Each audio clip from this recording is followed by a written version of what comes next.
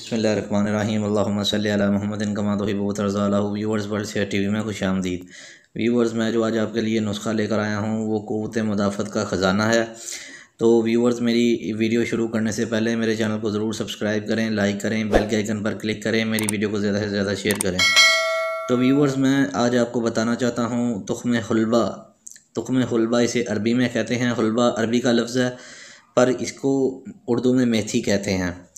तो व्यूअर्स, मेथी के बारे में मैं आपको थोड़ा सा बता दूं और एक हदीस के बारे में भी मैं आपको बताता हूं कि आप सल्लल्लाहु अलैहि वसल्लम ने फरमाया कि मेथी अगर मेरी उम्मत को पता चल जाता इसके फ़वाइद का तो इसको सोने के भाव भी ख़रीदती।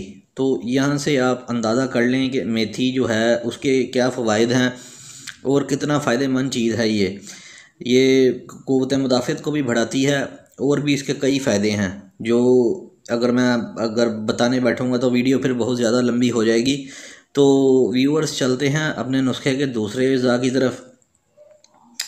आपने कलवंजी ले लेनी है। कलवंजी के बारे में भी हदीस है कि जो कलवंजी मौत के अलावा हर चीज़ के लिए शिफा है, सिवाय मौत के हर चीज़ के लिए शिफा है कलवंजी के अंदर।